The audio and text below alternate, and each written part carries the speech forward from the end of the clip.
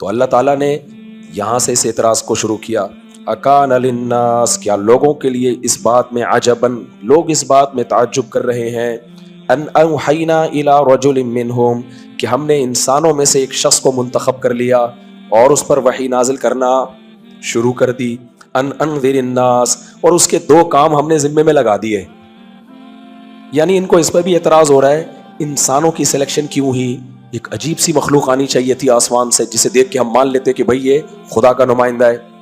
دوسری بات یہ وہ پیغام لے کر آتا، بزنس سکھاتا ہمیں، ٹھیک ہے نا، انسانیت کی نجات کے لیے بیماریوں کے علاج بتاتا، جیسے بڑے بڑے ڈاکٹرز آئے، نوبل انعامات ملے. تو یہ کیا پیکج لے کر آئے ہیں؟ تو یہ تو ایک دو ہی باتیں کرتے ہیں، یا تو جہنم سے ڈرا رہے ہیں یا جنت کی لالچ دلا رہے ہیں. تو اللہ کہتے ہیں تمہیں ان تینوں باتوں پہ تعجب ہو رہا ہے کہ ہم نے رجل منہم، انہی میں سے ایک انسان کو منتخب کیا، ان انذر الناس، اور ہم نے اس کے ذمے دو کام لگائے، ایک انسانوں کو ڈراؤ، وبشر الذین آمنوا، اور دوسرا خوشخبریاں دو جو اللہ کی مان کے چلتے ہیں، ان لہم قدم صدق عند ربہم، ان کو خوشخبری دے کے چلے آنا کہ دیکھو دنیا دار الامتحان ہے، یہاں کی کامیابی کو دیکھ کر متاثر مت ہونا، تمہارے رب کے پاس تمہارا بہترین ٹھکانہ ہے. یہاں کی ناکامی بھی ناکامی، یہاں کی کامیابی بھی ناکامی. مسافر خانہ ہے، اس سے دل نہ لگانا. یہ ہر پیغمبر کی دو ڈیوٹیاں ہوتی ہیں کہ جو خدا کی مان کے چلے گا کامیاب، جو مان کے نہیں چلے گا وہ ناکام. اب سیکولر طبقہ چونکہ اسی دنیا کو اصل سمجھتا ہے، اس کی نظر میں پیغمبر معاذ اللہ اور پیغمبر کی دعوت سے زیادہ فضول کوئی کام ہے نہیں. سمجھتے ہو بات کو کہ نہیں سمجھتے؟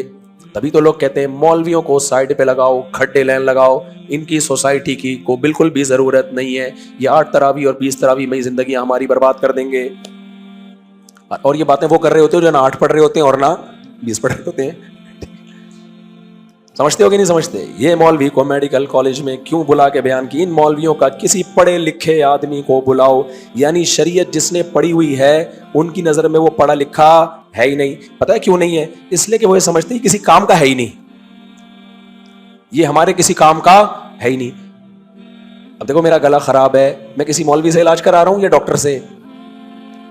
ڈاکٹر صاحب سے علاج کرا رہا ہوں، وہ پھر بھی نہ بہرحال کرا تو رہا ہوں نا. تو سر پہ بال لوگوں کے نہیں نکل رہے ہوتے، بہت سے وقت سے پہلے گر جاتے ہیں. مولوی بال نکال سکتا ہے سر کے اوپر؟ بولو، نہیں نکال سکتا. لوگ کہتے ہیں کس کام کا مولوی ہے بھائی؟ آپ کوئی بزنس کرنا چاہتے ہیں، کوئی اچھا مشورہ نہیں دے سکتا. شادی کرنا چاہتے ہیں، رشتہ نہیں بتا سکتا. میرے پاس آتے رہتے ہیں، آج کل بھی آئے تھے، رشتہ بتا دیں. میں نے کہا بھائی میں رشتہ کہاں سے بتاؤں؟ فرشتہ بتا سکتا ہوں میں رشتہ. 2-3 فرشتے ہیں، اسرائیل اسرافیل. تو لوگ کہتے ہیں جب یہ سالے کسی کام کے سالے کا لفظ میں خود بول رہا ہوں کیونکہ لوگوں کے دل کی آواز یہی ہوتی ہے، تو یہ کس کام کے ہیں بھائی؟ اور پھر بعضوں نے تو اور بھی فضول باتیں بہت شروع کر دی ہیں. خیر میں اس میں نہیں جاتا، پھر سوشل میڈیا کی دنیا میں ہم گھس جاتے ہیں. تو یہ آج کا اعتراض نہیں ہے.